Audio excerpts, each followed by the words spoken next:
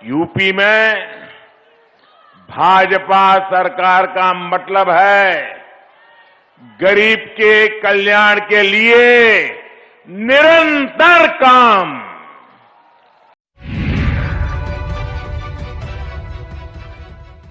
नमस्कार, इन खबर में आपका स्वागत है। उत्तर प्रदेश में तीसरे चरण के चुनाव के लिए पूरी तैयारी है और सारे दल अपने साधन झोंके हुए हैं।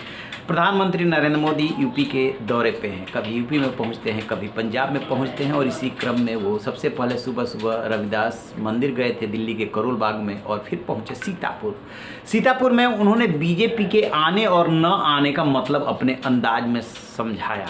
दरअसल बीजेपी ये मैसेज लगातार दे रही है कि जैसे बिहार में लालू के आने का मतलब जंगल राज है, वैसे ही उत्तर प्रदेश में सपा के आने का मतलब है जंगल राज। पहले प्रधानमंत्री को सुन लीजिए, फिर हम बताते हैं कि इसका मकसद क्या है, मतलब क्या है। सरकार होने का मतलब है दंगा राज, माफिया राज, गुंडा राज, इन पर बराबर कंट्रोल है कि नहीं है? है कि नहीं है? यूपी में भाजपा सरकार का मतलब है पूजा के दिन हो, पर्वों के दिन हो, पूजा पर्वों को मनाने की खुली स्वतंत्रता। यूपी में भाजपा सरकार का मतलब है बहनों बेटियों की मनचलों से सुरक्षा।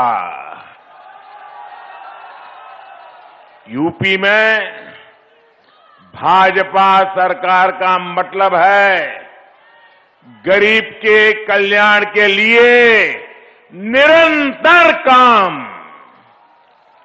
यूपी में भाजपा सरकार का मतलब है केंद्र की योजनाओं पर डबल स्पीड से काम। जैसा कि आपने सुना, वो बता रहे हैं कि बीजेपी और योगी राज आएगी तो सुरक्षा, बेटियों के सुरक्षा और गरीबों के लिए मकान, डबल इंजन की सरकार। और यदि नहीं आती है तो फिर क्या परिस्थितियां होंगी, फिर पुराने दिनों को याद दिलाने लगते हैं।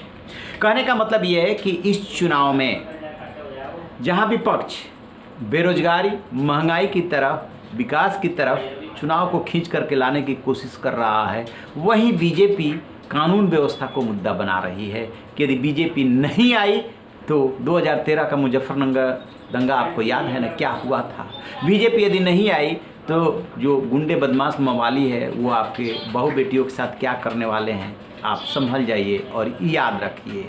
यानी कि परिस्थितियां ऐसी बनाई जा रही है कि समाजवादी पार्टी आई तो जंगल राज और बीजेपी आई तो सुशासन, कम से कम कानून व्यवस्था तो बेहतर देगी ही। और विपक्ष कह रहा है कि यदि हम नहीं आए तो ये सारी सरकारी नौकरियां खा जाएंगे, विकास नहीं होने देंगे, महंगाई ऐसे ही बेतहाशा बढ़ती रहेगी। और इसी बात पर टक्कर हो रही है। लेकिन खास बात यह है कि इन दोनों में से उतने मुद्दे ये प्रभावी नहीं होने वाले हैं जितना कि जाति, क्षेत्र और धर्म। लिहाजा जो दूसरी श्रेणी के नेता है, दूसरी पंक्ति के नेता हैं, वो चुनाव को बार बार जाति, क्षेत्र और धर्म पे खींच रहे हैं और जो पहली पंक्ति के नेता हैं उनके बोल कुछ और है। ठीक वैसे ही जैसे कि हाथी के दांत खाने और दिखाने के अलग अलग होते हैं, वैसे ही राजनीति में भी होता है। तो आप रहिए ना बेखबर, देखते रहिए।